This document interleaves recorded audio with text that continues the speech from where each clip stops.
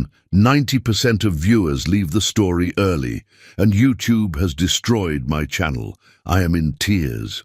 Now let us begin the most powerful and heart-touching story, written with love.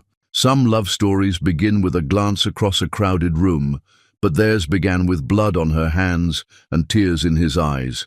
Kessie Amara Monroe was 25 and exhausted, her nursing student uniform wrinkled from another 16-hour shift at City Hope Hospital. She'd been running on coffee and determination for weeks, juggling clinical rotations with her part-time job in the children's ward.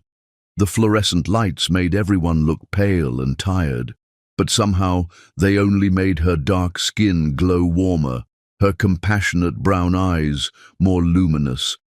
She was cleaning blood from a car accident victim's forehead when she first heard his voice, low, measured, carrying the weight of money and authority that she'd learned to recognize in her years of caring for the wealthy patients who occasionally graced their charity ward. "Is he going to be okay?" Kessie looked up to find a man standing in the doorway of Trauma Bay 3, his expensive suit incongruous among the medical chaos. Albert Thaddeus Bradford was 32, though his storm-grey eyes held decades more weariness. His dark hair was perfectly styled, despite the late hour, his jaw sharp enough to cut glass, but what caught her attention was the genuine concern etched across his aristocratic features. "Are you family?" she asked, not pausing in her gentle ministrations to the unconscious teenager on the gurney. "No, Albert hesitated, watching her hands move with practiced precision. "I was driving behind them when it happened. I called the ambulance." Something in his voice, vulnerability beneath the polish, made Kessie look at him again. Really look, past the $1,000 watch and tailored jacket to the man who'd stayed at the hospital for hours, waiting to know if a stranger would survive. "He's going to be fine," she said softly. "Teenagers heal fast. He'll have a scar, but he'll have stories to go with it."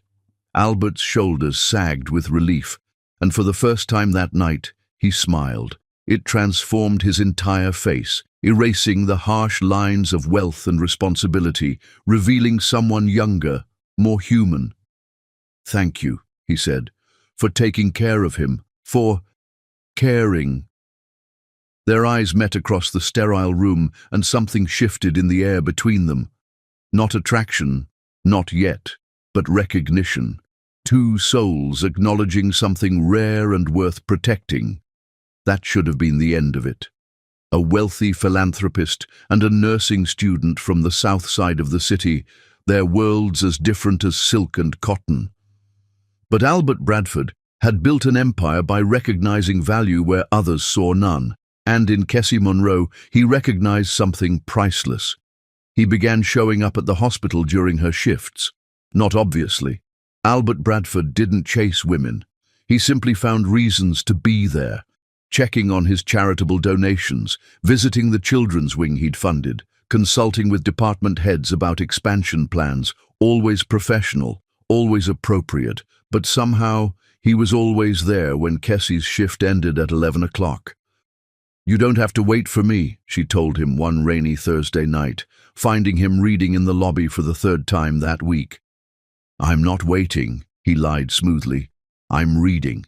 The hospital has excellent lighting for literary appreciation." She laughed, a sound like warm honey that made something tight in his chest loosen. "At 11 p.m., in a hospital lobby. What exactly are you reading that requires such dedication?" He held up his book, and she burst into laughter again. "Strategic Management in Non-Profit Organizations. Albert, that's literally the most boring book ever written." "I'll have you know this is riveting material," he protested, but his mouth was twitching with suppressed mirth. Chapter 7 discusses optimal resource allocation in clinical settings. Edge-of-your-seat stuff. "You're ridiculous," she said, shaking her head. But she was smiling, and when he offered to walk her to her car, she didn't refuse. Their first real conversation happened during that walk across the parking lot. She told him about nursing school, about her dream of becoming a pediatric nurse, about the way children's faces lit up when someone truly listened to them. He found himself talking about loneliness, how success had built walls around him that felt impossible to scale, how he'd stopped believing in connections that weren't based on what he could provide. "Everyone wants something," he said, surprising himself with his honesty. "I don't," Kessie replied simply. "I don't even know what you could give me that I don't already have." It was true. She had purpose, passion, dreams that belonged entirely to her. She looked at him not as Albert Bradford, billionaire philanthropist, but as Albert, a man who stayed up too late worrying about strangers, who read boring books in hospital lobbies just to catch glimpses of something real. Their courtship unfolded in stolen moments between her classes and his board meetings, late-night drives through the city in his understated sedan, not the flashy cars the tabloids photographed him with, but the quiet luxury he preferred when cameras weren't watching. He showed her the rooftop garden of his building, where he'd built something beautiful just for the joy of watching things grow. "I never expected this," he admitted one night, standing behind her as she looked out over the twinkling city lights. "What?" she asked, leaning back against his chest. "Peace," he whispered, his arms circling her waist. "I never expected to find peace." She turned in his arms, studying his face in the moonlight. "Maybe you weren't looking in the right places." When he kissed her, it wasn't desperate or demanding. It was reverent, grateful, the kiss of a man who'd found something he'd stopped believing existed. And when she kissed him back, her hands framing his face with the same gentleness she used to comfort her patients, Albert Bradford understood what people meant when they talked about coming home. Their love existed in a bubble those first 6 months. They talked for hours about everything and nothing, her childhood dreams, his complicated relationship with his father, the books that shaped them, the music that moved them. He learned that she hummed old spirituals while she worked, that she cried during commercials with sick children, that she saved every thank you card from patients' families. She discovered that he played piano when he was stressed, that he'd memorized poetry in college and still recited it when he couldn't sleep, that beneath all his success was a little boy who'd never felt quite good enough for his father's approval. They were careful not to be seen together publicly, not because Albert was ashamed, never that, but because they both understood the precious fragility of what they were building, the media attention, the speculation, the pressure from his family and board of directors. All of that could come later, when their foundation was strong enough to weather any storm. For now, they existed in secret moments.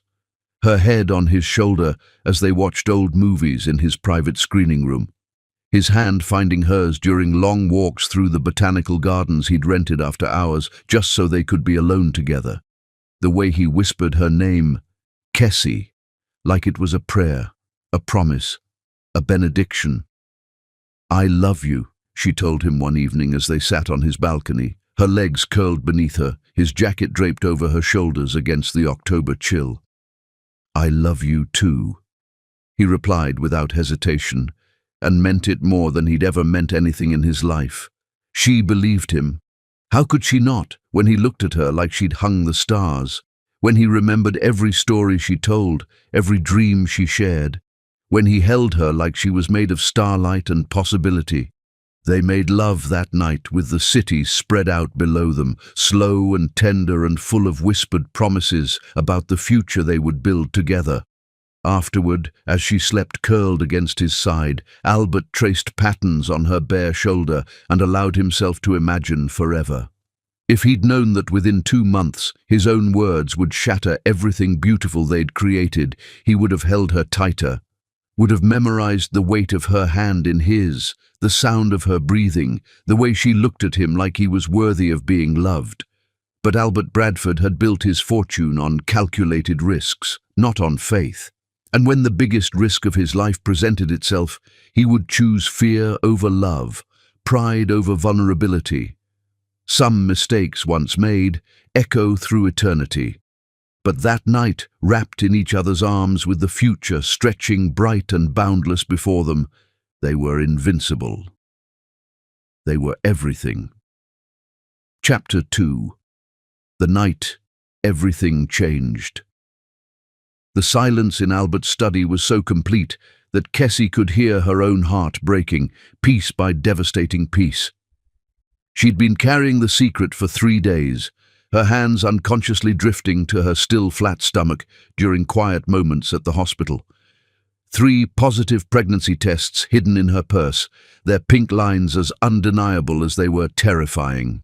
3 days of watching Albert across candlelit dinners, wondering how to tell the man she loved that their careful, private world was about to expand in the most beautiful, complicated way possible. The November rain drummed against the floor-to-ceiling windows of his penthouse study, where awards and accolades lined mahogany shelves like trophies of a life lived in pursuit of excellence.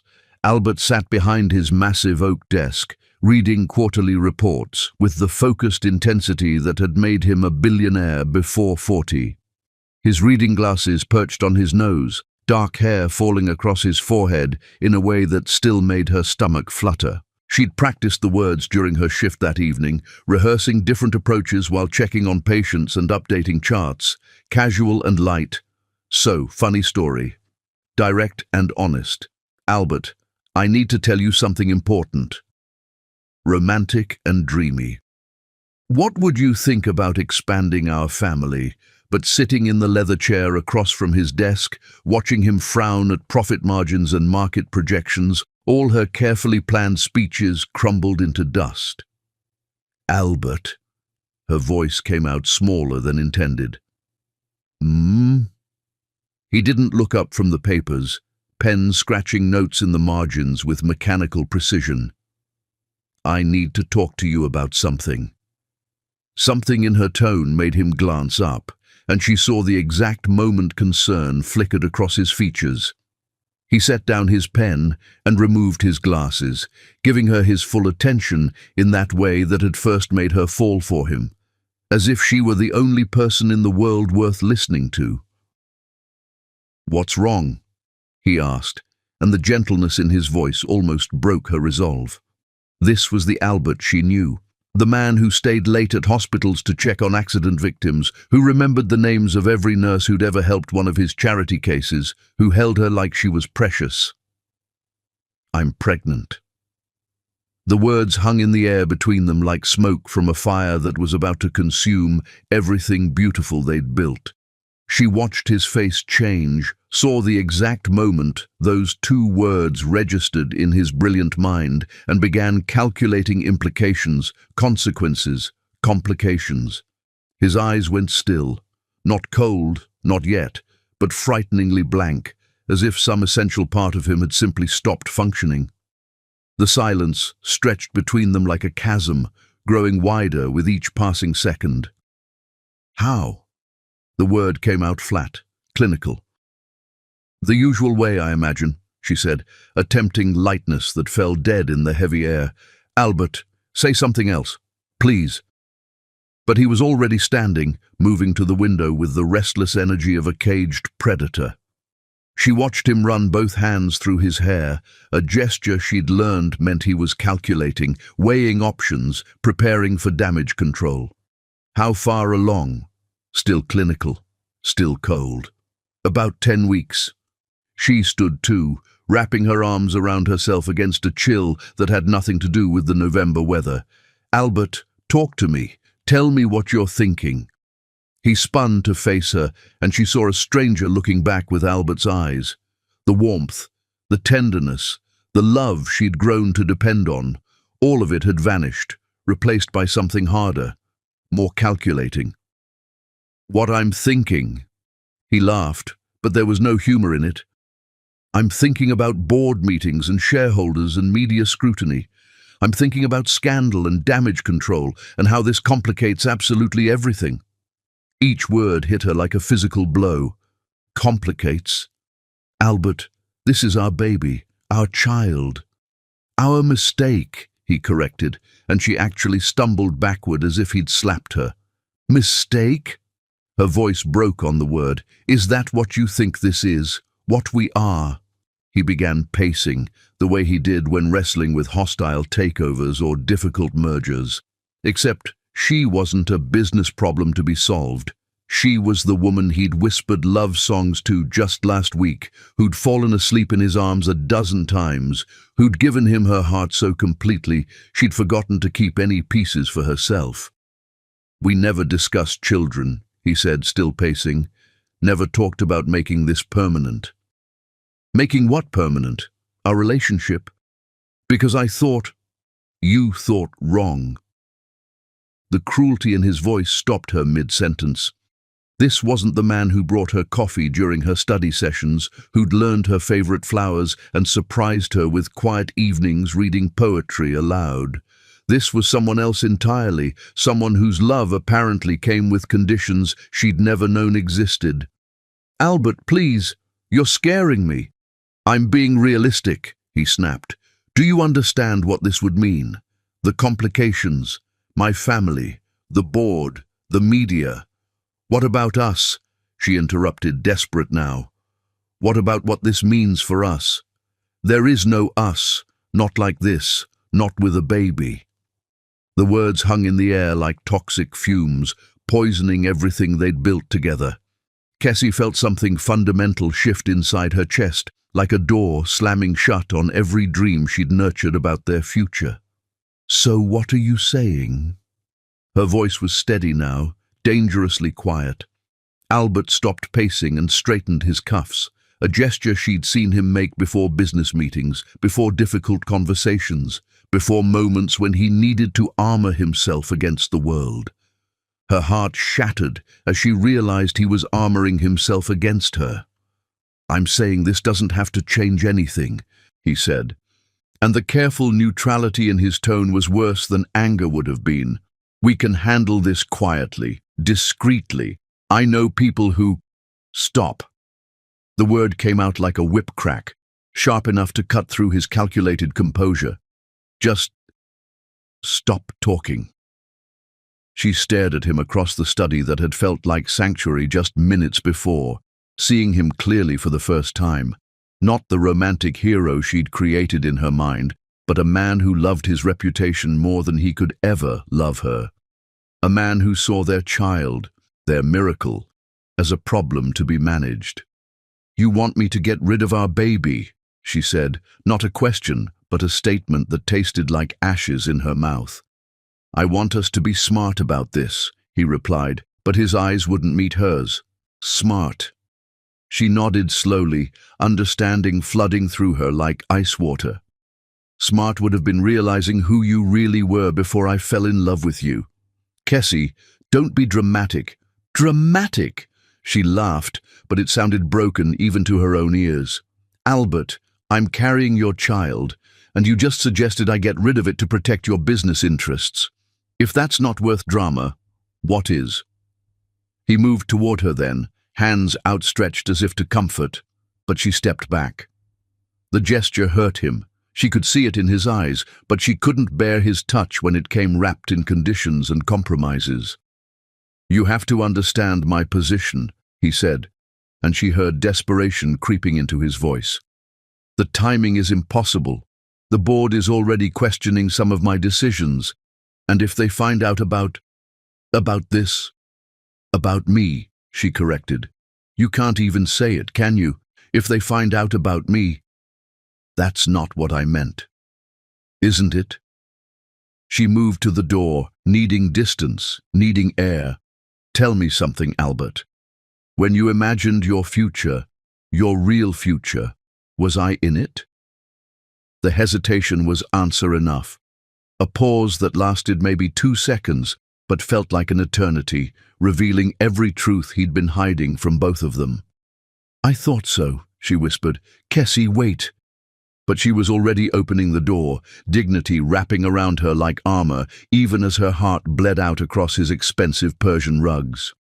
"I'll never marry you, Cassie," he called after her, the words spoken like a weapon designed to wound. "Don't mistake what we had for forever." She froze in the doorway, her back to him, gathering the shattered pieces of her dreams and her pride. When she turned around, her voice was steady as stone, carrying the weight of every lesson her mother had ever taught her about self-respect. "No, Albert, you just mistook my love for convenience." She walked out of his study, out of his penthouse, out of his life. The elevator doors closed on the sound of him calling her name, but she didn't look back. Some bridges once burned were never meant to be rebuilt. Outside, the November rain had turned to sleet, stinging her face as she walked to her car. But the cold couldn't touch the ice that had formed around her heart, protective and numbing and absolute. She drove home through empty streets, one hand unconsciously protective over her belly, already loving the tiny life growing there more than she'd ever loved the man who'd rejected them both. Some mistakes echo through eternity. But some choices, however painful, save us from settling for less than we deserve. Albert Bradford had just made the greatest mistake of his life, and Kessie Amara Monroe was about to discover exactly how strong she really was. Chapter 3. 7 Years of Silence. The morning Kessie Amara Monroe became a mother of 2, she understood that heartbreak was just another word for transformation. 7 years had passed since that November night when her world shattered in Albert Bradford's study. 7 years of choosing strength over bitterness, hope over hurt, love over the echoing silence of what might have been. Now 32, she stood in the bathroom mirror of their modest 3-bedroom apartment, braiding cornrows into Elijah Zion's thick hair while Isaiah River waited his turn, both boys chattering about their science project on butterfly metamorphosis. "Mama, did you know some butterflies migrate thousands of miles?" Elijah asked, his storm-grey eyes bright with curiosity that reminded her, painfully, of someone else's intellectual passion. "They follow patterns they've never seen before," Isaiah added, bouncing on his toes with barely contained energy. "But somehow they always know where to go." "Just like us," Kessie murmured, securing the last braid with practiced efficiency. "We follow our hearts and trust them to lead us home." The boys were 7 now, tall for their age, with the kind of striking features that made strangers do double takes on the street. Albert's aristocratic bone structure softened by her gentler curves, his piercing grey eyes warmed by her compassionate nature, his sharp intelligence tempered by her emotional wisdom. They were beautiful children who had never known they were missing anything because Kessie had filled every space where a father should have been with twice the love. "Breakfast in 5 minutes," she called, heading to the kitchen where their grandmother Amina was already packing lunch boxes with the precision of a woman who'd raised 3 children on her own. "Those boys get more like you every day," Amina observed, her voice carrying the warm cadence of Georgia peach orchards and Sunday morning church bells. At 68, she remained elegant and formidable, silver hair perfectly styled despite the early hour. Asking questions about everything, wanting to understand how the world works. "Good," Kessie replied, checking the contents of their backpacks. "Questions mean they're not afraid to challenge what doesn't make sense." It was a lesson she'd learned the hard way. For 2 years after walking out of Albert's penthouse, she'd questioned everything. Her judgment, her worth, whether love was just another fairy tale designed to make women settle for less than they deserved. Pregnancy had been difficult without medical insurance, worked multiple jobs while her belly grew, studied for final exams while dealing with morning sickness that lasted all day. Dr. Imani Celeste Washington, her best friend from nursing school, had been her anchor during those dark months. "You're not broken," Imani would remind her during their late-night study sessions. "You're just learning how to fly with wings you didn't know you had." The night the twins were born, 2 months early, small and fragile and absolutely perfect, Kessie had held them in the NICU and whispered promises that would shape the next 7 years of their lives. "You will never doubt that you're loved. You will never settle for less than you deserve. You will never define your worth by someone else's ability to see it. She'd kept every promise. The apartment they called home was small, but filled with love's evidence. Artwork from every stage of the boys' development covered the refrigerator and hallway walls. Photos documented every milestone: first steps, lost teeth, school plays, birthday parties. Their modest furniture was well chosen and cared for, everything arranged to create maximum comfort and beauty within their means. "Mama, Mrs. Zuri made us cookies again," Isaiah announced, returning from their neighbor's apartment with a plate of still-warm chocolate chip cookies and a broad grin. Zuri Essence Johnson was 73, a retired teacher who'd adopted their small family the day they moved in. She watched the boys after school when Kessie worked late shifts, helped with homework when math got complicated, and provided the kind of unconditional love that made their chosen family complete. "That woman is going to spoil you both," Kessie said, but she was smiling as she wrapped the cookies for their lunchboxes. "She says spoiling is just love with extra sugar," Elijah replied solemnly, and both women laughed at his serious delivery. This was their morning rhythm, perfected over 7 years of single parenthood.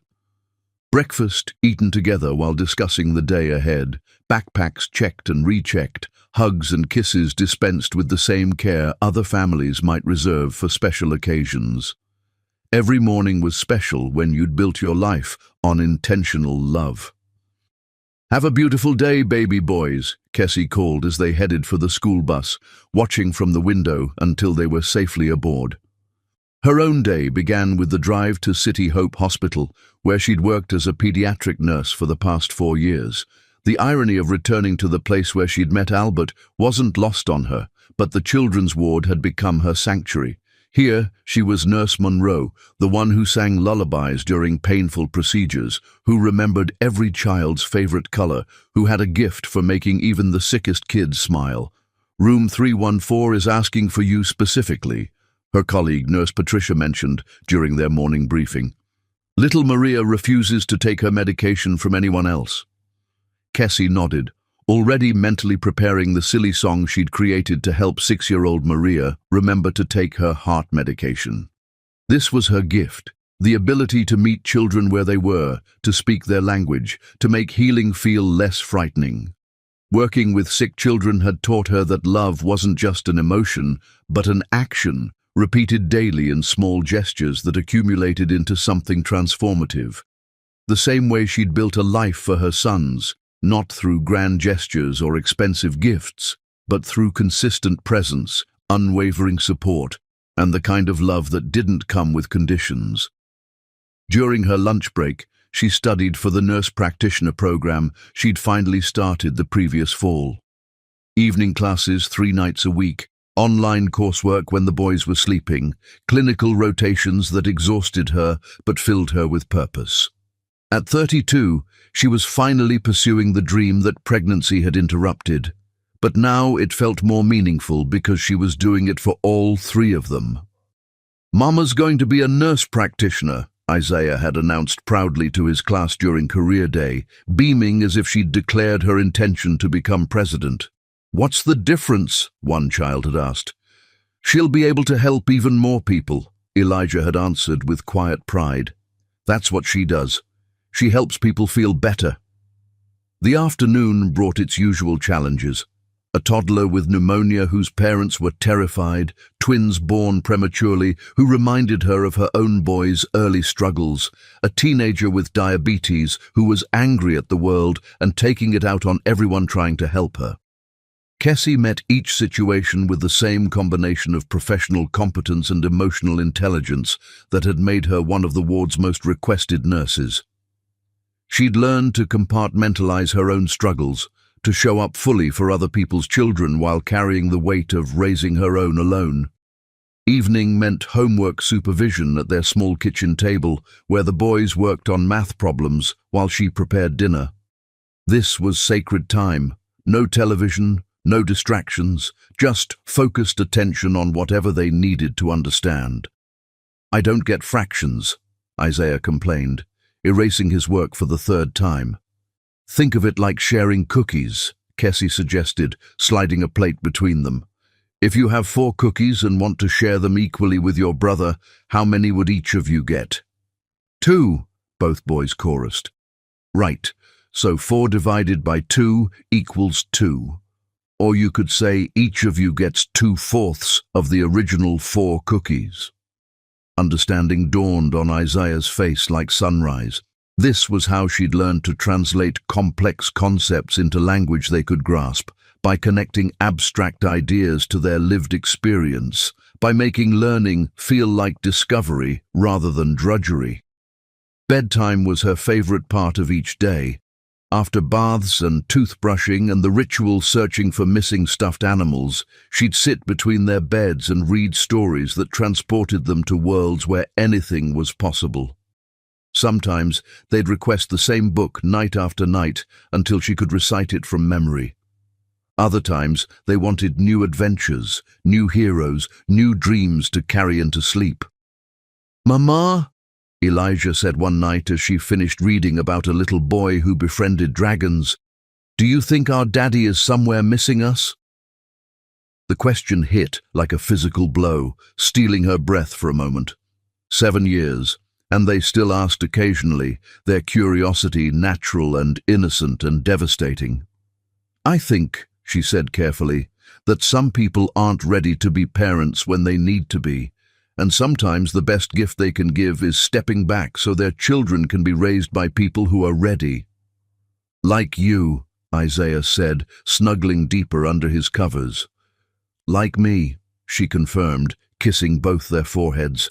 "And Grandma Amina and Mrs. Zuri and all the people who love you exactly as you are." Later, after they'd fallen asleep, she'd sit on her small balcony with a cup of tea and allow herself to feel the weight of raising 2 brilliant, sensitive boys alone, the exhaustion that never quite left her bones, the loneliness that crept in during quiet moments, the fear that she wasn't enough, couldn't provide everything they needed, might somehow fail them despite her best efforts. But mostly, she felt pride.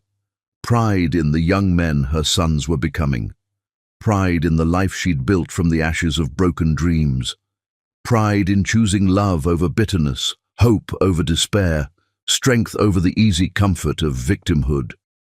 Some nights, she'd wonder what Albert Bradford was doing in his glass tower across the city, whether he ever thought about the choice he'd made, the family he'd rejected, the love he'd thrown away to protect a reputation that would outlive him but wouldn't love him back.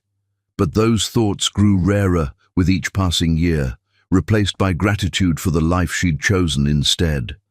A life that was smaller than what she'd once imagined, but infinitely richer than what she'd feared. 7 years of silence had taught her that the greatest love stories aren't always the ones that end in marriage. Sometimes they're the ones that begin with a woman discovering she's strong enough to love without conditions, brave enough to build dreams from scratch, and wise enough to know that being chosen by the right person is less important than choosing yourself. In her modest apartment filled with laughter and homework and bedtime stories, Kessie Amara Monroe had created something more valuable than all of Albert Bradford's wealth. A home built on unconditional love, where 2 little boys learned daily that they were worthy of everything good the world had to offer. Some transformations happen overnight. Others take 7 years of choosing love, one day at a time. Chapter 4. When Worlds Collide Again. Some nights steal your breath and change the trajectory of every day that follows, and this Tuesday in March would be one that haunted Kessie Monroe's dreams for years to come.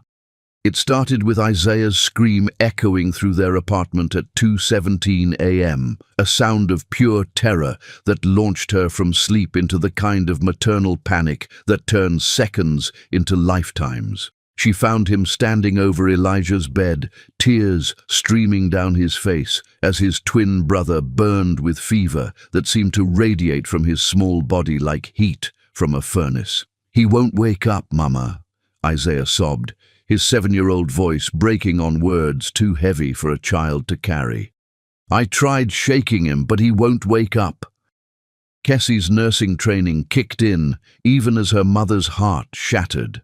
Elijah's temperature was 104.3 degrees and climbing, his breathing shallow and rapid, his usually vibrant grey eyes rolling back beneath fluttering eyelids, febrile seizure territory.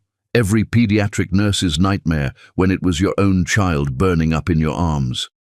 "Call Grandma Amina," she instructed Isaiah, while wrapping Elijah in a light blanket, her voice steady despite the terror clawing at her throat. "Tell her to meet us at City Hope Hospital. Can you do that for me, baby?" Isaiah nodded, wiping his tears with the back of his hand and reaching for the phone with shaking fingers. At 7 years old, he'd learned to be brave when his brother needed him, a lesson that broke Kessie's heart, even as she relied on his strength. The drive to City Hope Hospital was a blur of red traffic lights that felt like eternal obstacles and radio static that couldn't drown out Elijah's labored breathing in the back seat.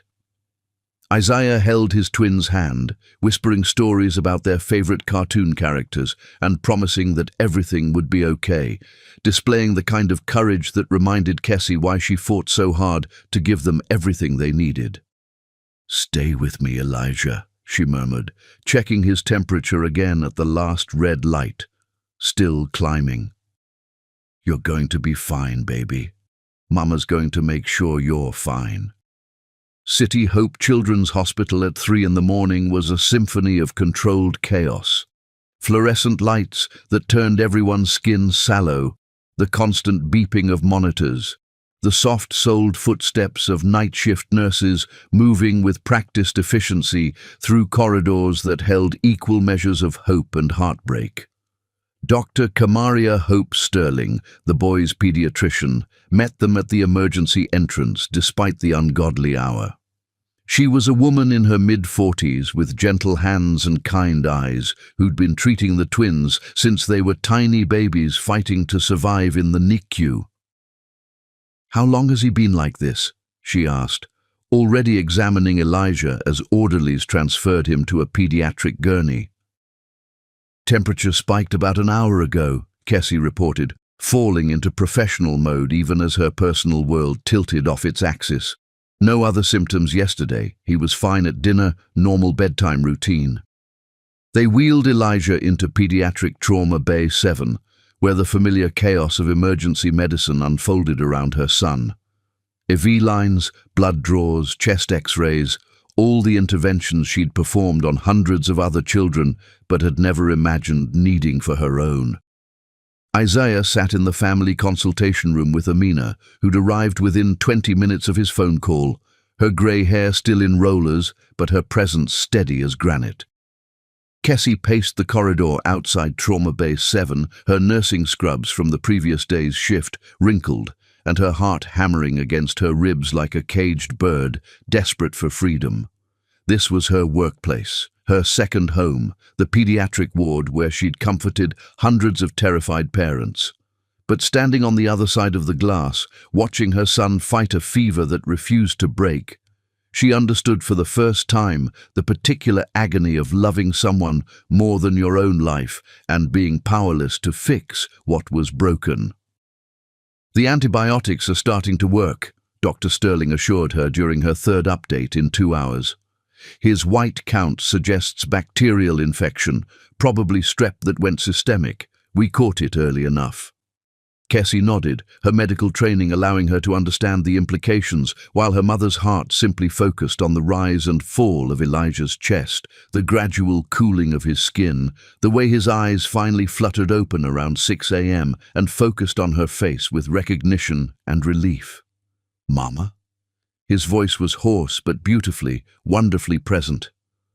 "I'm here, baby," she whispered, taking his small hand in both of hers. "You're going to be fine. Everything's going to be fine." By 8 a.m., Elijah was stable enough to move to a regular pediatric room, his fever broken and his vital signs returning to normal ranges. Isaiah had fallen asleep curled in the chair beside his brother's bed, refusing to leave, despite Amina's gentle suggestions that he needed rest too. "They've never been separated for a single night," Kessie explained to Dr. Sterling. Twin telepathy, my mother calls it. Isaiah always knows when Elijah needs him.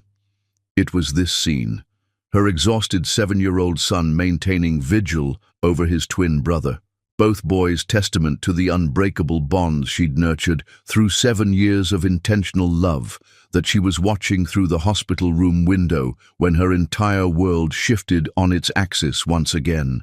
She felt him before she saw him, some primitive instinct that recognized his presence the way migrating birds recognize magnetic north, unavoidable and unchangeable. The same sensation that had stopped her breath 7 years ago when he'd walked into Trauma Bay 3 asking about a stranger's welfare. Albert Thaddeus Bradford stood 20 feet away in the main corridor, surrounded by the usual entourage that accompanied wealthy philanthropists on hospital visits. His hair was grayer at the temples now, his expensive suit perfectly tailored to a frame that was still imposing, but somehow less intimidating than she remembered. He was listening to Dr. Patricia Henderson, the hospital administrator, discuss expansion plans for the new children's cardiac wing he was funding. He looked like what he'd always been, money and power and calculated generosity designed to enhance a carefully curated public image. But something was different too, tired maybe. The lines around his eyes deeper, his shoulders carrying a weight that hadn't been there 7 years ago. Kessie stood frozen in the corridor, hoping he wouldn't notice her, praying he would simply conclude his business and disappear back into the rarefied world she'd never truly belonged to. But hope had always been a fragile thing where Albert Bradford was concerned. He turned, scanning the corridor with the unconscious authority of a man accustomed to surveying his domain, and their eyes met across 30 feet of hospital linoleum. Time stopped. 7 years collapsed into nothing. Every carefully built wall around her heart trembled at the recognition in his storm-grey eyes. He blinked once, twice, as if she might be a mirage conjured by guilt or wishful thinking. But she remained solid, real, wearing scrubs that marked her as staff rather than visitor, her natural hair pulled back in the same practical style she'd favored during nursing school. Then his gaze shifted beyond her to the hospital room window, where Elijah lay small and pale against white sheets, while Isaiah maintained his protective vigil from the bedside chair. Albert's face went through a series of expressions too rapid to catalogue: confusion, recognition, and finally a dawning horror that would have been satisfying if it hadn't been so devastating to witness. She watched him process what he was seeing, the grey eyes that mirrored his own, the stubborn set of their jaws, the way Isaiah held his brother's hand with fierce protectiveness that echoed Albert's own childhood memories of guarding his sister Nalani from their father's criticism. These weren't just any children in a hospital room. These were his children, the ones he'd rejected before they drew their first breath, the family he'd discarded to protect his reputation. Kessie. Her name escaped his lips like a prayer or a confession, audible even across the distance separating them. The sound of his voice saying her name, still with that same reverent tone that had once made her believe in forever, nearly broke her carefully maintained composure. But 7 years of single motherhood had taught her that some luxuries, like breaking down, were reserved for private moments when small boys weren't depending on your strength. She straightened her shoulders and walked toward him, not because she wanted to, but because avoiding him would give him power over her that she'd reclaimed long ago. Her colleagues in the corridor, Dr. Henderson, the nursing supervisor, the various administrators, watched with curious interest as the hospital's most generous benefactor greeted one of their most beloved pediatric nurses. "Mr. Bradford," she said when she reached them, her voice professionally pleasant but cool enough to frost glass. "I didn't realize you were visiting today." "The new cardiac wing," he managed, his usual smooth articulation absent.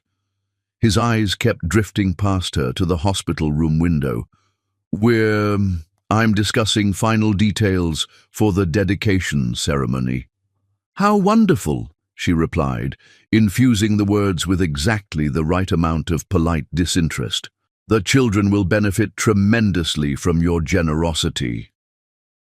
The formal words hung between them like a shield, protecting her from the memories that threatened to overwhelm her professional demeanor.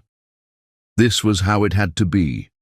Pleasant, distant, absolutely nothing to suggest that this man had once held her heart in his hands and crushed it without hesitation.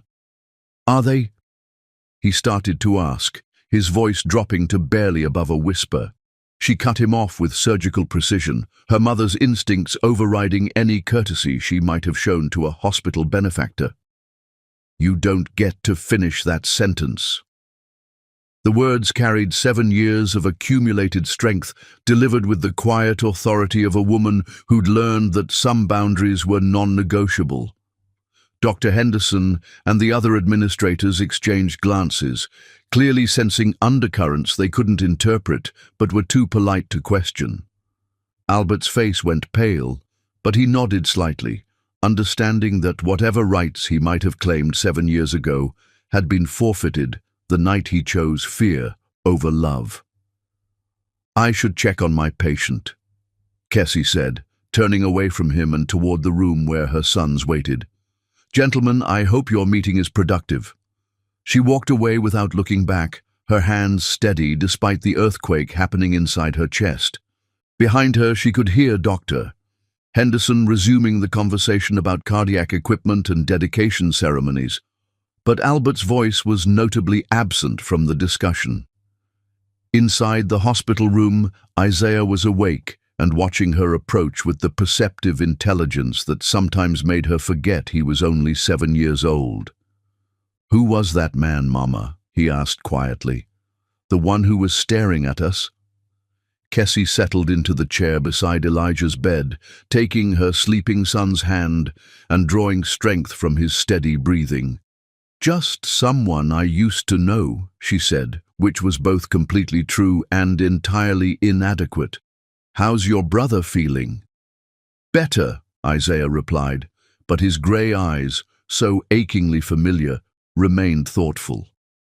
He looked sad, that man, like he lost something important. Children saw truth with frightening clarity sometimes. Kessie kissed Isaiah's forehead, breathing in the scent of his hair and reminding herself that some losses were choices, and some choices echoed through generations. "Some people spend their whole lives looking for things they threw away," she said gently. "But we don't worry about other people's regrets, baby boy. We focus on taking care of each other." Outside in the corridor, she could hear the meeting concluding, voices fading as Albert Bradford and his entourage moved toward the elevators. Soon he would be gone, return to his world of boardrooms and charity galas and carefully managed public appearances. But the look in his eyes when he'd seen his sons, the devastation, the recognition, the dawning understanding of what he'd lost, that would stay with her. Not because she felt sorry for him, but because, after 7 years of wondering if he ever thought about the choice he'd made, she finally had her answer. Albert Bradford knew exactly what he'd thrown away, and, unlike 7 years ago, this time she was strong enough to let him live with the consequences. Some collisions destroy everything in their path. Others simply reveal what was already broken, giving the survivors permission to keep building something better from the pieces that remain whole. Chapter 5. First Rejection, the Hospital Corridor. The fluorescent lights of City Hope Hospital cast everything in harsh, unforgiving shadows, but none more brutal than the one stretching between Albert Bradford and the life he'd abandoned 7 years ago. It was nearly 11 p.m. when Kessie finally emerged from Elijah's room, her nursing shift having officially ended hours ago but her mother's vigil continuing without regard for hospital schedules. Elijah was sleeping peacefully now, his fever completely broken, while Isaiah dozed in the chair beside his bed with the stubborn determination of a child who'd appointed himself guardian of his twins' recovery. She'd sent Amina home around 9, assuring her mother that the crisis had passed and promising to call if anything changed. Now the pediatric ward had settled into its nighttime quiet, the soft beeping of monitors, distant conversations at the nurse's station, the gentle hum of machines that kept vigil over sleeping children. Kessie walked toward the vending machines near the family consultation area, craving coffee and the few minutes of solitude needed to process the emotional earthquake of seeing Albert again. 7 years of careful emotional architecture had trembled at the recognition in his eyes, at the way he'd looked at their sons with the devastating comprehension of a man finally understanding the magnitude of his choices. She was fumbling for change in her scrub pocket when she sensed his presence behind her, that same magnetic awareness that had drawn her to him across a crowded trauma bay all those years ago. Some connections, she'd learned, were too deep to be severed by time or hurt or the practical necessities of moving forward alone. Kessie. Her name on his lips still carried that reverent quality that had once made her believe in fairy tales. She turned slowly, taking in the man who'd haunted her dreams and shaped her nightmares in equal measure. Albert looked older, wearier, the confident arrogance she remembered tempered by something that might have been regret. "Albert." Her voice was steady, professional. "I thought you'd left hours ago." "I tried to." He ran both hands through his graying hair, a gesture she remembered from their intimate moments when he'd struggled to articulate feelings that didn't fit neatly into his ordered world. "I've been sitting in my car in the parking garage for 3 hours, trying to convince myself to drive away. And yet, here you are. Here I am." He moved closer, but carefully, like approaching a wounded animal that might flee. "How is he?" "Elijah." The fact that he knew his son's name shouldn't have surprised her. Albert Bradford built empires by gathering information, but it still felt like a violation somehow. These were her children, her babies, raised in love he'd rejected and strength he'd never witnessed. "He's fine," she said curtly. "Children recover quickly from things that don't kill them." The barb hit its mark. She could see it in the way his shoulders tensed, the brief flash of pain that crossed his aristocratic features. But 7 years of single motherhood had taught her that sometimes kindness was a luxury she couldn't afford, especially when it came to protecting her sons from disappointment. "Kessie, He stopped, started again. "I know I don't have the right to ask you anything. I know I forfeited any claims I might have had 7 years ago, but please, can we talk? We are talking. Really talk. About them. About us. About what happens now." She almost laughed at the presumption that there could be an us after all these years, but the sound died in her throat when she saw the naked desperation in his eyes. This wasn't the calculated billionaire philanthropist she'd seen earlier surrounded by hospital administrators. This was a man coming apart at the seams, held together only by the thin hope that maybe, somehow, forgiveness was possible. "There is no us, Albert," she said quietly. "There's me, and there are my sons, and there's the life we've built without you. That's all." "Our sons," he corrected, and she felt something dangerous flare in her chest. Not love, but the protective fury of a mother whose children had been claimed by someone who'd never earned the right. "No." The word came out like a blade, sharp enough to cut through his careful composure. "They became mine the night you told me to get rid of them. They became mine through every fever I nursed alone, every nightmare I chased away, every milestone you missed because you chose your reputation over their existence." Albert flinched, as if she'd struck him, but pressed on with the stubborn determination that had made him billions. "I was wrong. I was terrified and selfish and completely wrong. But I'm here now, and I want to—" "You want to what?" Kessie interrupted, her voice rising slightly before she caught herself and glanced toward the pediatric ward. These conversations belonged in hushed tones, away from sleeping children and curious nurses. You want to waltz back into their lives now that they're past the difficult baby years, now that they're old enough to be interesting, to reflect well on your image? That's not fair. Fair? She stared at him with genuine incredulity. Albert, you have no idea what fair looks like. Fair would have been choosing us when it mattered. Fair would have been being there when Isaiah cried for a daddy he'd never met. Fair would have been helping me figure out how to pay for Elijah's surgery when he was 3 years old and needed his tonsils removed. Each word hit him like a physical blow, and she found she didn't care. 7 years of swallowing her hurt, of explaining to her sons why they were different from other families, of carrying the weight of single parenthood while he lived in his glass tower, untouched by the consequences of his choices. I know I don't deserve a second chance, he said, his voice breaking on the admission. But please, let me be part of their lives. Let me try to make up for the time I lost. Lost? Kessie shook her head, bitter laughter escaping despite her best efforts to maintain composure. Albert, you didn't lose anything. You threw it away. There's a difference. She moved toward the vending machine, needing the simple ritual of selecting coffee to steady her hands and her resolve. But Albert followed, crowding into her space with the desperate energy of a man drowning. I made a mistake, he insisted, the biggest mistake of my life. But I'm here now, and I want to. You want. She spun to face him, coffee forgotten. It's always about what you want, isn't it? What you need, what you're ready for, what fits into your perfectly ordered world. Well, here's what I want, Albert. I want my sons to never doubt that they're loved. I want them to never settle for less than they deserve.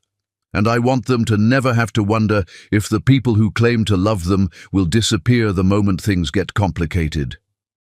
I wouldn't disappear again. You already did. Her voice was steady now, carrying the weight of 7 years' worth of accumulated wisdom. You disappeared the night you chose fear over love. You disappeared when you decided our family was a problem to be managed rather than a blessing to be cherished. Albert was quiet for a long moment, and she could see him processing her words with the same analytical precision he applied to business deals and merger agreements. But this wasn't a negotiation. This was a reckoning. What can I do? He asked finally, and the question carried genuine desperation. Tell me what I can do to earn the right to know them.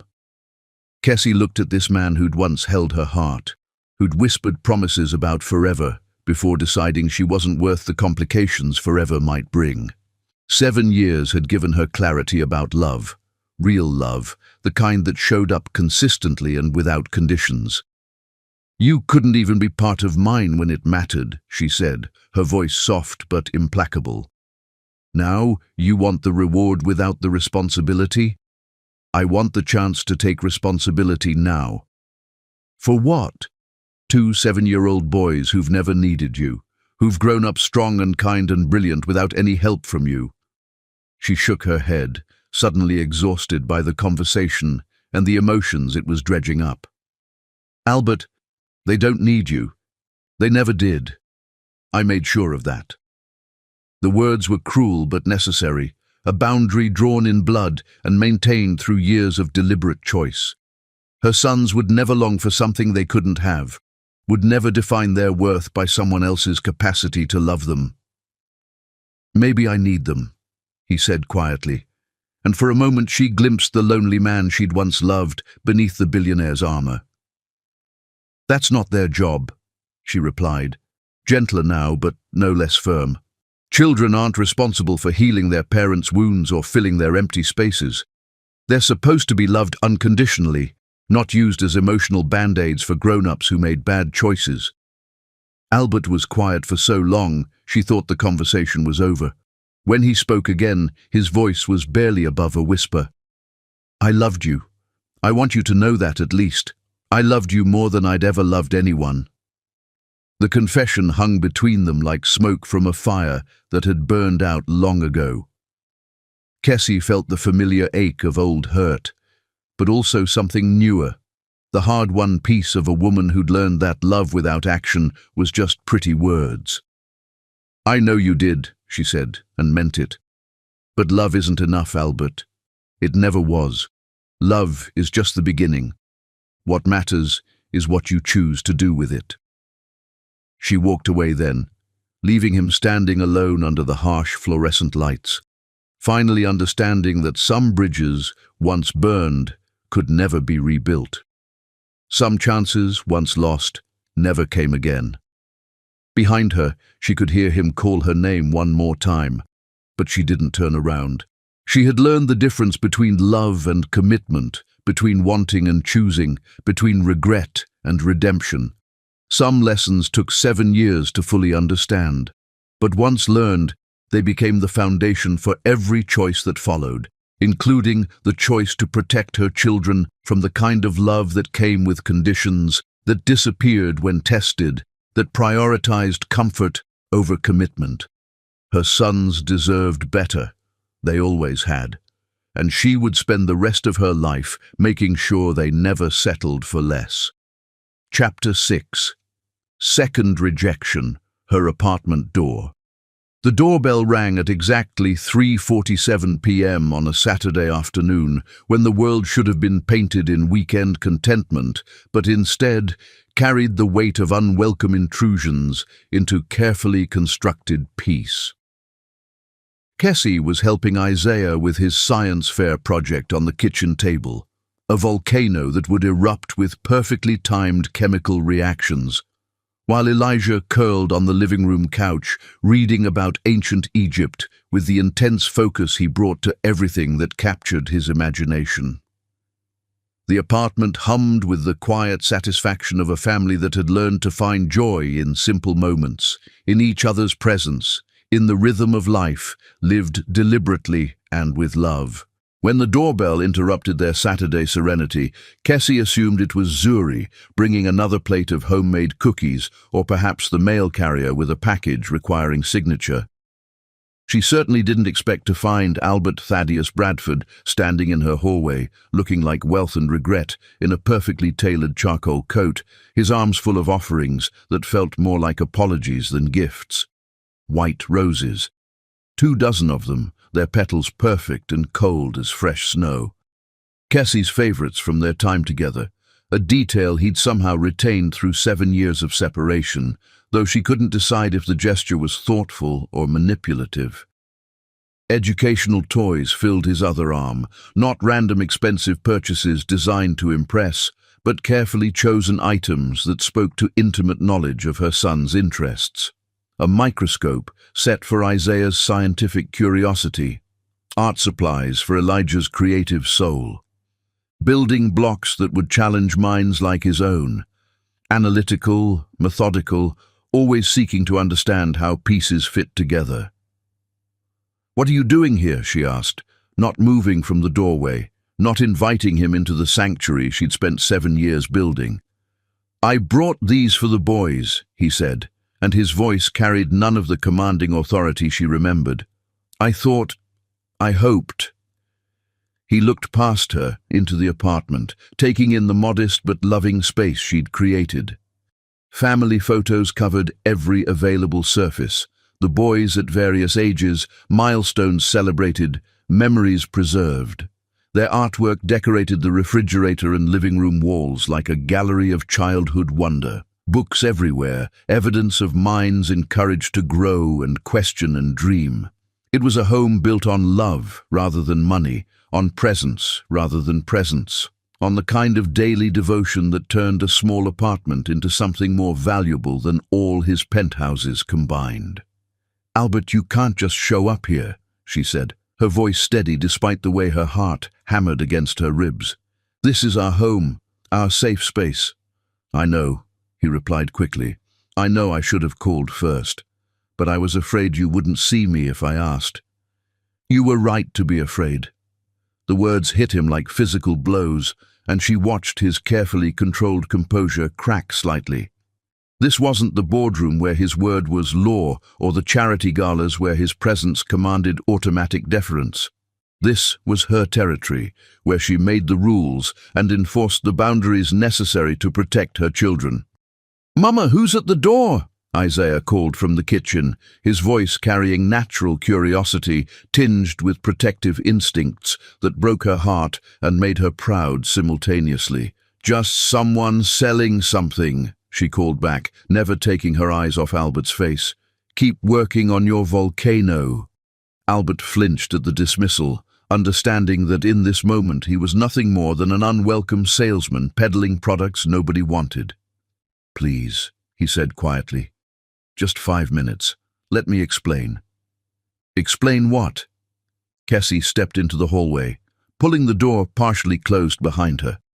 Her sons didn't need to witness this conversation or absorb the complicated emotions it stirred. "Explain why you decided 7 years too late that maybe you made a mistake.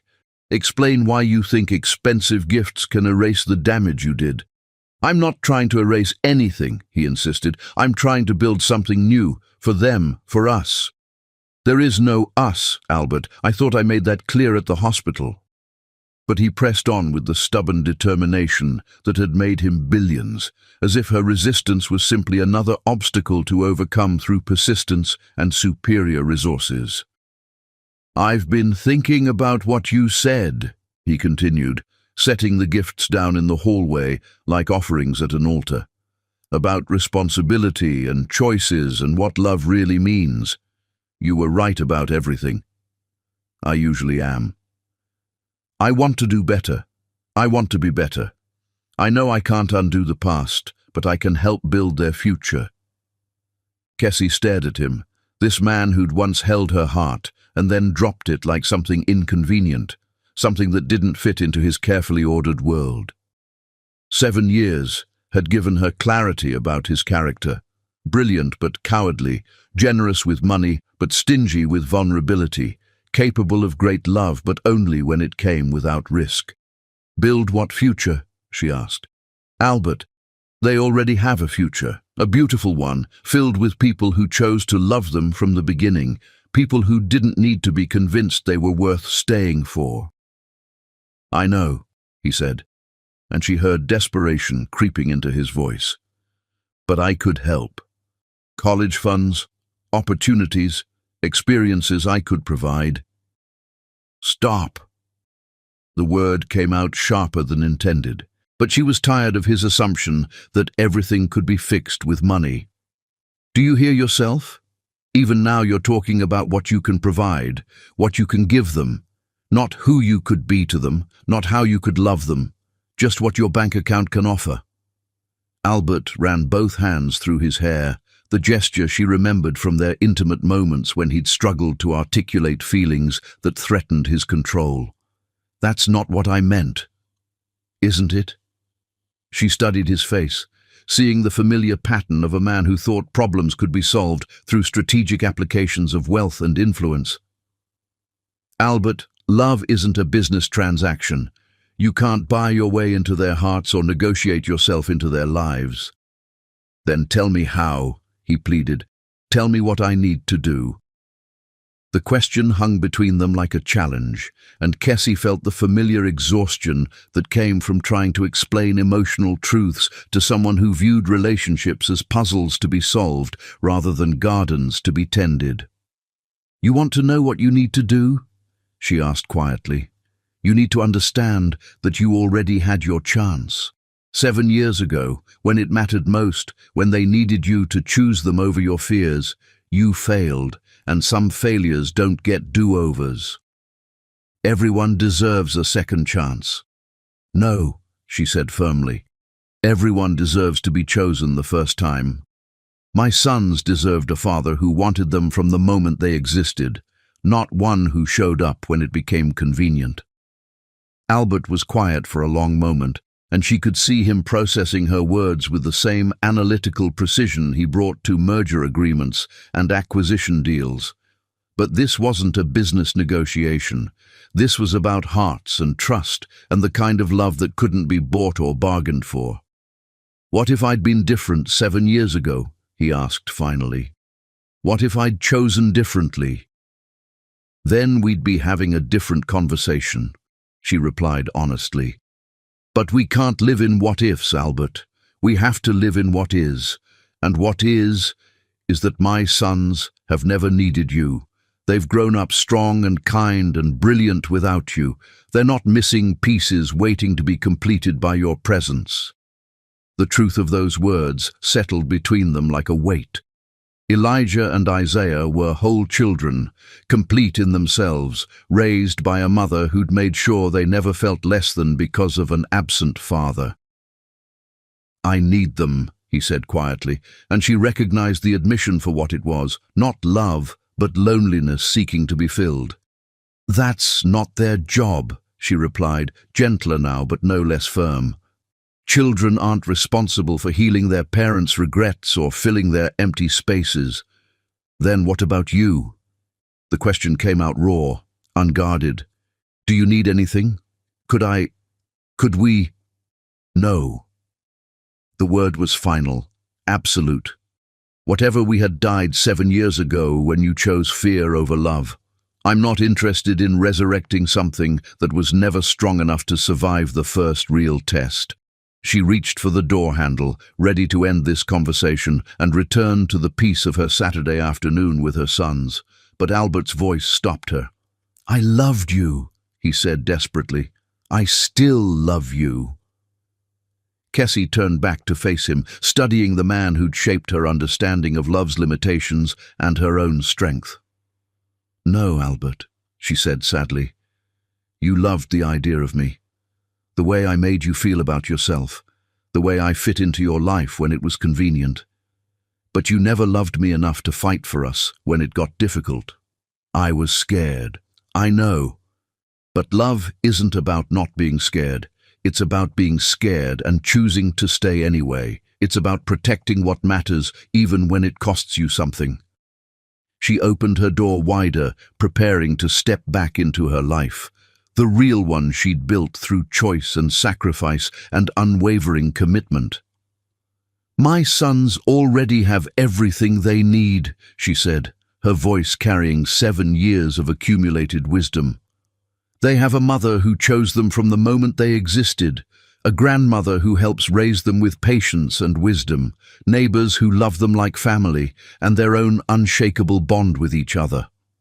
Albert stood in her hallway surrounded by expensive gifts that suddenly looked pathetic and inadequate, offerings from a man who'd never understood that love wasn't about what you could provide, but about who you chose to be. They already have a future, Albert, she continued, her hand on the door. You just weren't in it. She closed the door slowly, not angrily, just finally, not slamming it like a weapon, but settling it into place like a boundary that had taken 7 years to fully establish. Through the door, she could hear him standing there for several more minutes, probably staring at the barrier between him and the life he'd chosen to abandon. Eventually his footsteps retreated down the hallway, carrying him back to his world of calculated generosity and emotional distance. Inside, Isaiah looked up from his volcano project with the perceptive intelligence that sometimes made her forget he was only 7. Was that man sad, Mama? He asked quietly. Yes, baby, she replied, settling back into her chair beside him. But some sadness is earned. Some consequences are choices, and we're not responsible for fixing other people's regrets. Even if we could help. Kessie considered the question with the seriousness it deserved.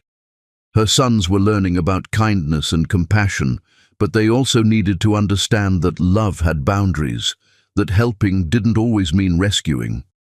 Sometimes the kindest thing we can do is let people live with the consequences of their choices, she said carefully. It's how they learn to make better ones next time.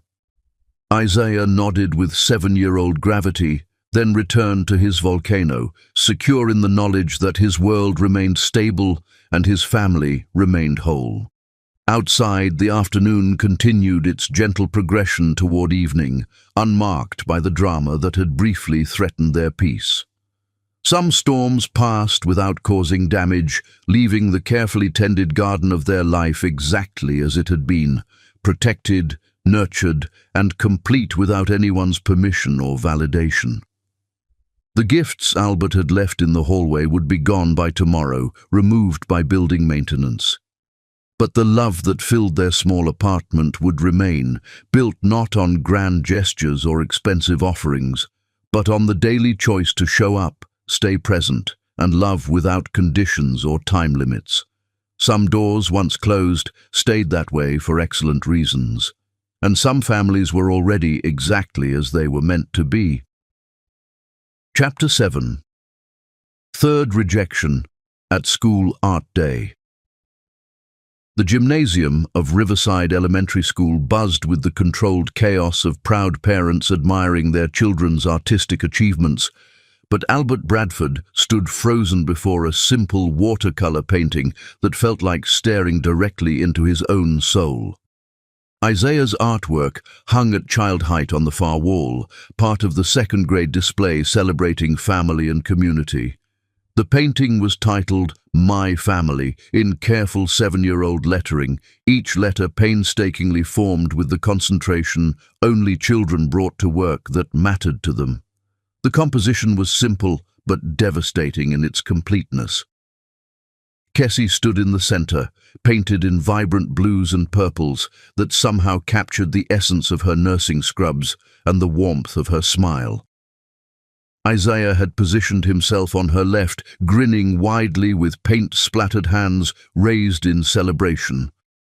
Elijah occupied her right side, quieter but equally content, holding what appeared to be a book. Behind them, painted in warm golden tones, stood an elderly woman Albert recognized as Amina, the grandmother who'd helped raise his sons, who'd been present for every milestone he'd missed.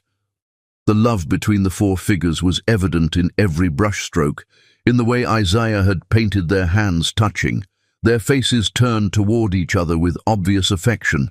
There was space in the painting, intentional white space where other families might have fathers or additional relatives. But it wasn't empty space, wasn't a gap waiting to be filled. It was simply space that belonged to other things.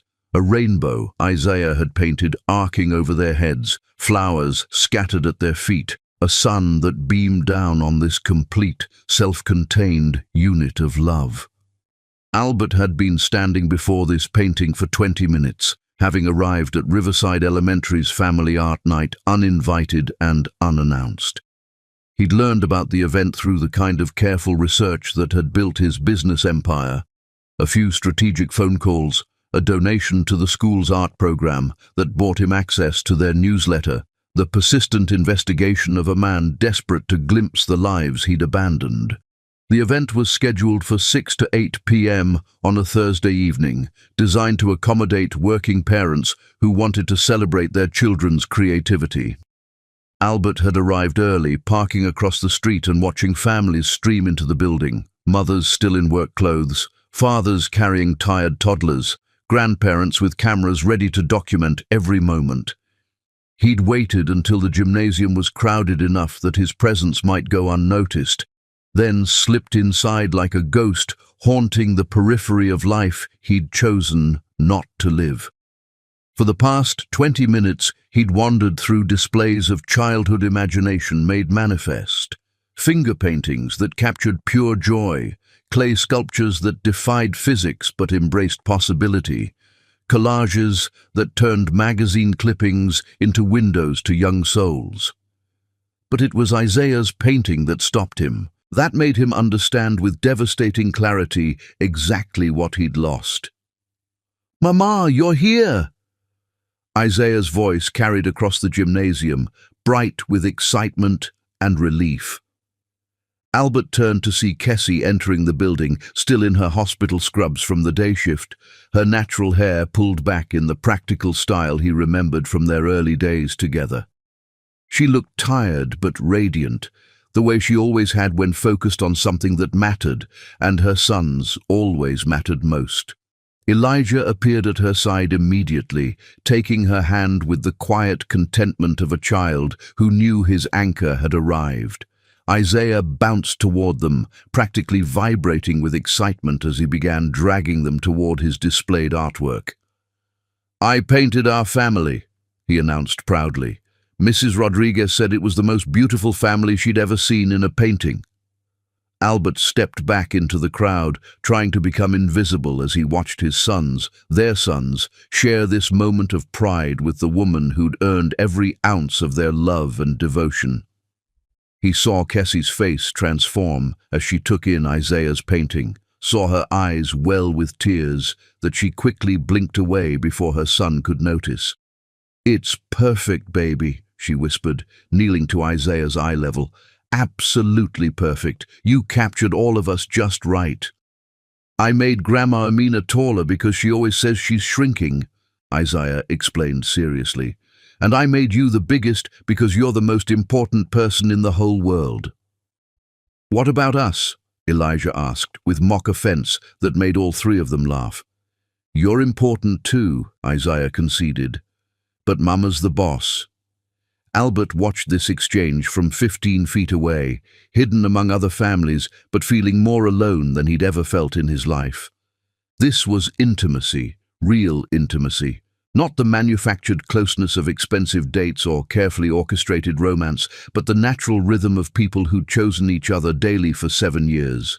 Other parents began approaching Kessie, greeting her with the warmth reserved for community members who'd earned their place through consistent presence. Albert recognized some of them, other single mothers she'd probably connected with, married couples who'd invited his sons to playdates he'd never supervised, teachers who spoke to her with the respect given to parents who showed up reliably for their children. "Ms. Monroe, Isaiah's artistic talent is really exceptional," said a woman Albert assumed was Mrs. Rodriguez, based on Isaiah's earlier comment. "Have you considered enrolling him in the after-school art program?" "We've talked about it," Kessie replied, her arm automatically encircling Isaiah's shoulders. "But between work schedules and Elijah's soccer practice, it's challenging to coordinate transportation." "I could help with rides," offered another parent, a woman with kind eyes and paint-stained fingers. "My daughter's in the program too, and they live in your direction." This was community. This was the village that helped raise children when fathers were absent and mothers worked multiple jobs to provide everything their families needed.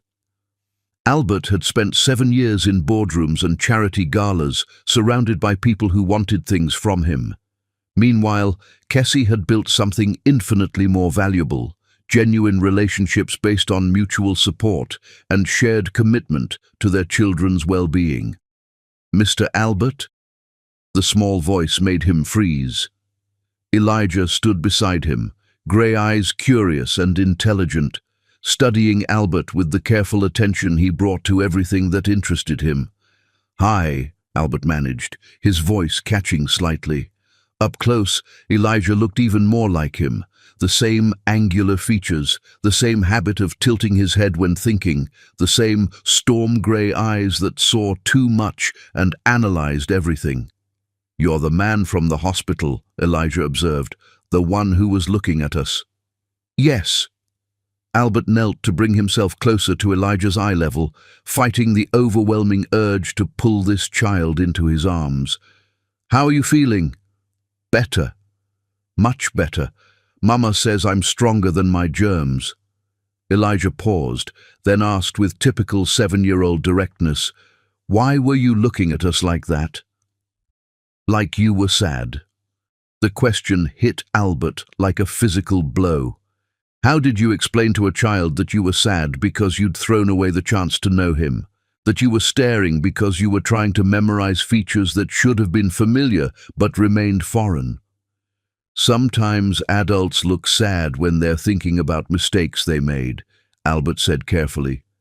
"What kind of mistakes?" "Big ones. The kind that hurt people you should have protected." Elijah nodded with 7-year-old gravity. "Mama says everyone makes mistakes, but the important thing is learning from them so you don't make the same ones again." "Your mama sounds very wise." "She is. She's the smartest person I know." Elijah studied Albert's face with disconcerting intensity. "Are you learning from your mistakes?" Before Albert could answer, Isaiah appeared with Kessie close behind, her expression shifting from confusion to alarm as she recognized Albert among the crowd of parents. "Elijah, come here, please," she said, her voice carrying the quiet authority that moved mountains and managed emergencies.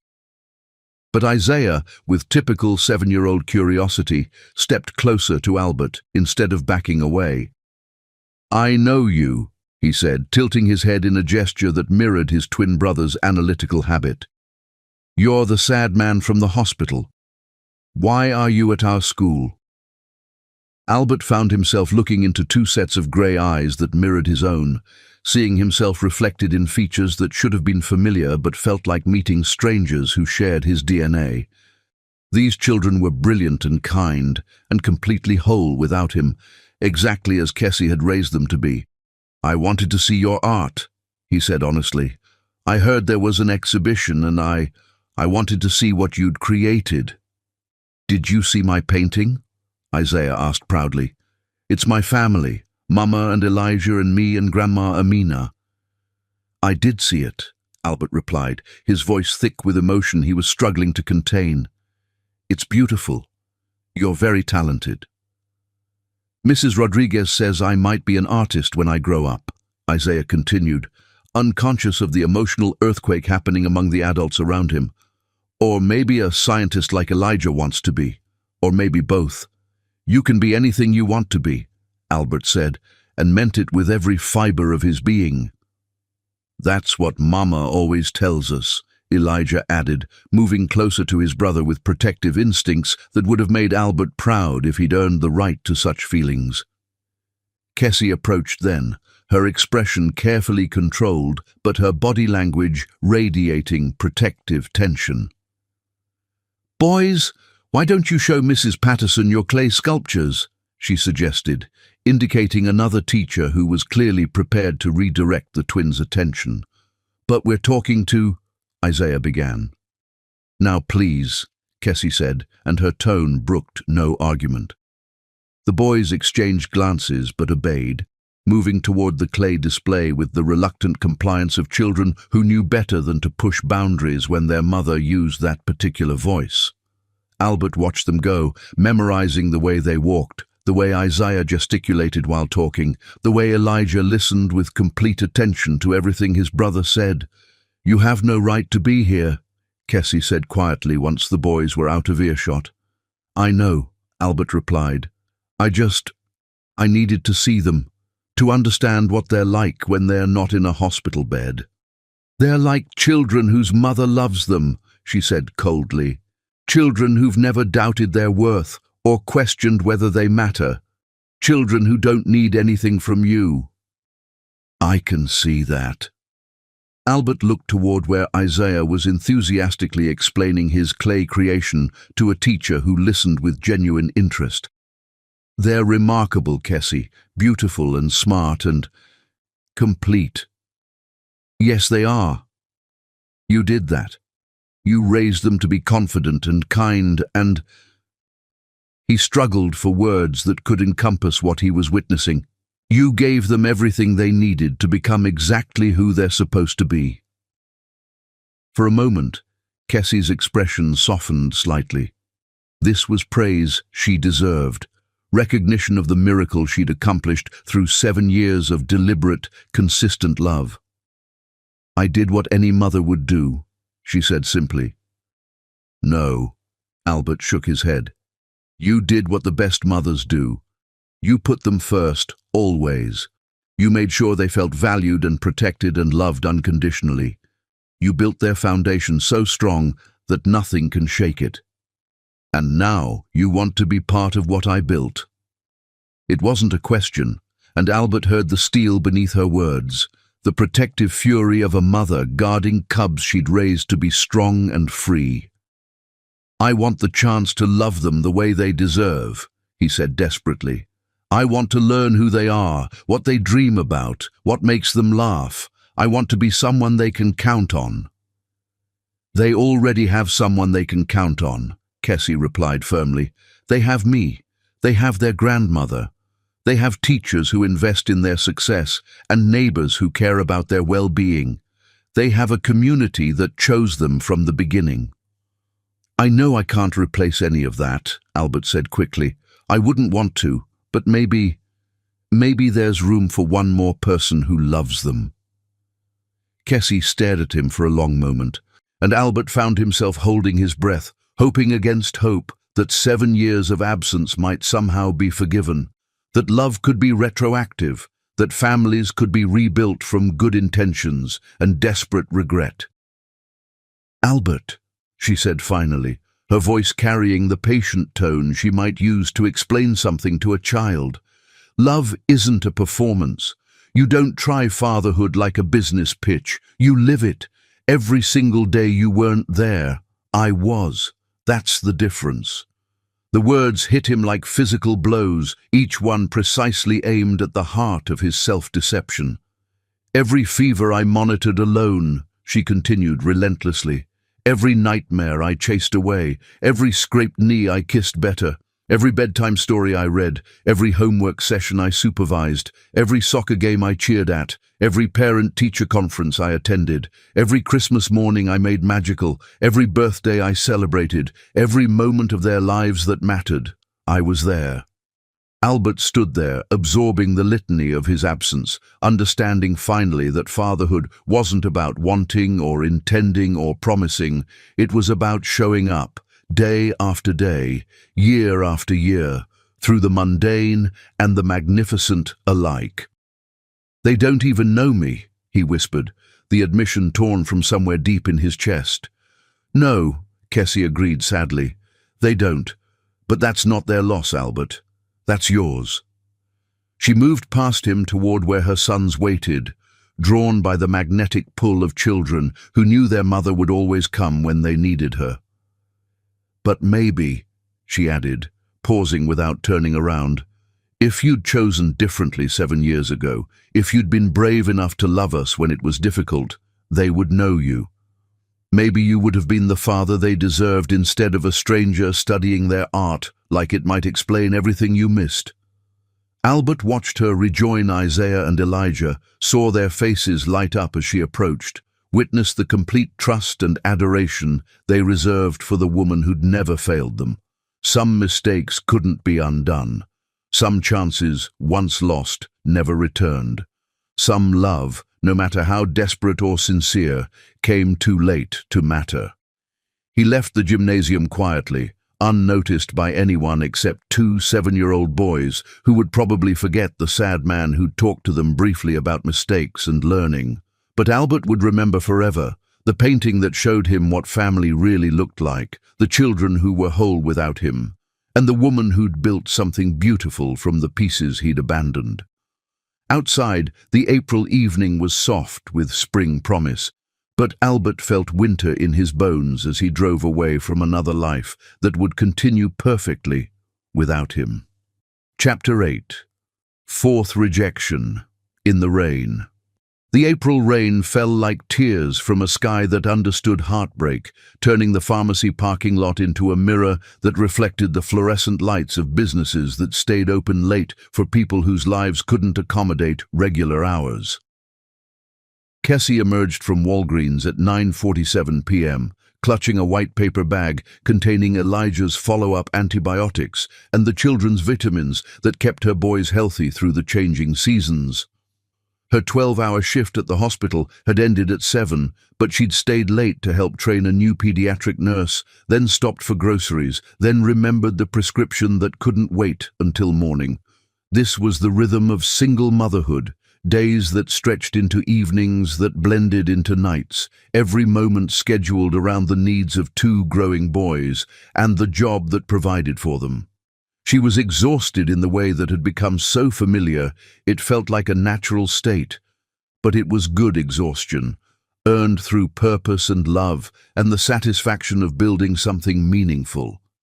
The rain soaked through her spring jacket within seconds, plastering her natural hair to her scalp and making her scrubs cling uncomfortably to her skin. She fumbled for her car keys while trying to protect the medicine bag from the downpour, cursing under her breath about weather forecasts that had promised clear skies. Kessie, her name carried across the parking lot like a prayer or a plea, and she froze with her hand on the car door, water streaming down her face as she recognized the voice that had once whispered promises about forever. Albert Bradford stood 20 feet away, under a streetlight that cast harsh shadows across his aristocratic features.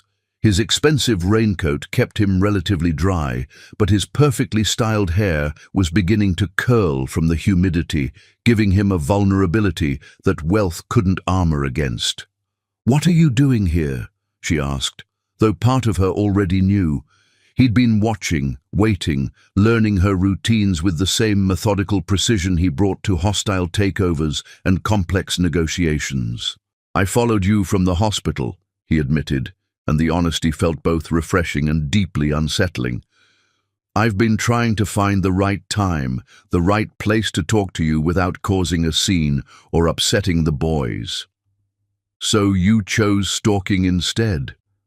Albert flinched at the word but didn't deny its accuracy. "I chose desperation," he corrected quietly. "I chose the behavior of a man who's running out of options and time." Kessie stared at him across the rain-soaked asphalt, taking in the changes that 2 weeks of sleepless nights had carved into his features. He looked haggard, older, like a man wrestling with demons that money couldn't exorcise. "Albert, I've told you." "I know what you've told me," he interrupted, moving closer despite the rain that was now falling in sheets. "I know I don't deserve consideration or forgiveness or even basic courtesy after what I did, but I can't stop thinking about them, about you, about what we could have been. What we could have been died 7 years ago when you chose fear over love."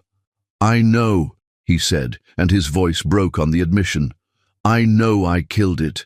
I know I destroyed something beautiful because I was too proud and too scared to fight for what mattered most."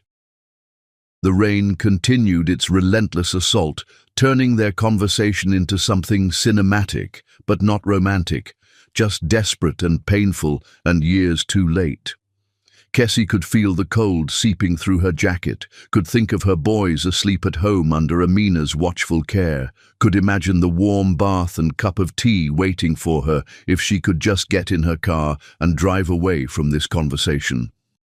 But something in Albert's posture, the way he stood without trying to protect himself from the rain, as if he deserved whatever discomfort the night could provide, made her pause. "What do you want from me?" she asked quietly. "Really? What is it you think I can give you that you can't buy or negotiate or acquire through your usual methods?" "Forgiveness," he said immediately. "A chance to prove I'm not the same man who failed you 7 years ago. Permission to love my sons the way I should have from the beginning." "They're not your sons," Kessie replied, and watched him absorb the blow like a physical hit. "They're mine. I earned them through sleepless nights and worried days and a love that never wavered. You donated genetic material. That doesn't make you a father." "I know the difference now," Albert said desperately. "I've spent the last 2 weeks watching other families, studying what real fathers do, understanding what I threw away. I see it in the way that father at the school picked up his daughter when she fell. I see it in the way the man at the grocery store listened to his son's story about frogs with complete attention. I see it in every interaction I've witnessed between people who chose each other and kept choosing each other when things got difficult." Kessie felt something dangerous stirring in her chest. Not love, but a kind of exhausted pity for a man who'd finally understood what he'd lost when it was too late to matter. "And what exactly do you think that knowledge does for anyone?" she asked. "Understanding what you should have been doesn't change what you were. Recognizing good parenting doesn't make you a good parent. Watching other people love their children doesn't give you the right to love mine." "They are mine too," Albert said, and something in his voice, possession, entitlement, the assumption that blood-created claims, ignited fury in Kessie that she'd been carefully banking for weeks. "No," she said, her voice rising above the sound of rain hitting pavement. "They are mine. I made them mine through choice and sacrifice, and the kind of love that doesn't come with conditions. I made them mine by staying when you left, by choosing them when you rejected them, by building their foundation so strong that they never had to wonder if they were wanted. I want them now. Now, she repeated, bitter laughter escaping despite her best efforts to maintain composure. 7 years later, when they're past the difficult baby years, when they're old enough to be interesting, when they can reflect well on your image, now you want them. That's not why, isn't it? Kessie stepped closer, rain-soaked and furious and magnificent in her protective rage. Albert, be honest for once in this conversation. When you imagine having them in your life, what do you see? Baseball games where you look like Father of the Year, school events where people admire your involvement, photo opportunities that show the world how you've changed, how you've grown. I see loving them, he protested, but his voice lacked conviction. You see using them, she corrected ruthlessly, the same way you've used every relationship in your life, for what it can provide, for how it makes you look, for what it adds to your carefully curated image of success. Albert was quiet for a long moment, rain streaming down his face like tears he was too proud to shed openly. Maybe you're right, he said finally. Maybe I do see them as redemption for my mistakes, as proof that I can change, as absolution for the choice I made 7 years ago. But does that make my love for them less real? It makes it selfish, Kessie replied without hesitation. And my sons deserve better than to be someone's emotional rehabilitation project. I don't care what the world says, Albert continued as if she hadn't spoken. I don't care about my reputation or my board of directors or the complications it might create. I just want my family back. The words hung between them like weapons designed to wound, and Kessie felt something fundamental shift inside her chest, not toward forgiveness, but toward a kind of crystalline clarity about the man she'd once loved. My family, she repeated slowly. You really don't hear yourself, do you? After 7 years of absence, after rejecting us when we needed you most, after building a life that had no room for the inconvenience of children, you still think we're yours to claim. I made a mistake. You made a choice, Kessie interrupted, a deliberate, calculated choice to prioritize your comfort over our needs. And now, when it's convenient for you, when your guilt has finally outweighed your fear, you want to undo the consequences of that choice. Albert moved closer, desperation radiating from him like heat. Tell me what to do. Tell me how to fix this. I'll do anything, give anything, change anything. You had a family, Kessie said, her voice breaking on words that carried 7 years of accumulated pain. You had a woman who loved you completely and children who would have adored you from their first breath. You told that woman she wasn't worth your name. You told those children they were problems to be solved rather than blessings to be cherished. The rain continued to fall around them, but she was beyond caring about being soaked, beyond thinking about comfort or convenience. This conversation had been building for 7 years, and she would see it through to its inevitable conclusion. I stopped waiting for you a long time ago, she continued, each word deliberate and final. I stopped believing you might choose us. I stopped hoping you would realize what you'd thrown away. I built a life without you, Albert. A beautiful, complete, happy life that doesn't have room for your regret or your guilt or your sudden desire to play father. Kessie, no, she said firmly, moving toward her car with renewed purpose. This conversation is over. All of them are over. Stop following me. Stop showing up uninvited. Stop trying to insert yourself into a family that never needed you to be complete. She opened her car door, pausing only when Albert called her name one final time. I loved you, he said desperately. I still love you. That has to count for something. Kessie looked at him through the rain, this man who'd shaped her understanding of love's limitations and her own strength, and felt only the tired sadness that came with finally letting go of hope she'd stopped nurturing years ago. Love without action is just pretty words, she replied quietly. Love without commitment is just convenience. Love without courage is just selfishness dressed up in romantic language. She got in her car, started the engine, and drove away without looking back. In her rearview mirror, she could see Albert standing alone in the parking lot, rain-soaked, and finally understanding that some bridges, once burned, could never be rebuilt. At home, she found Amina reading on the couch, soft jazz playing from the kitchen radio. The boys were sleeping peacefully, their breathing synchronized in the way of twins who'd shared everything since conception.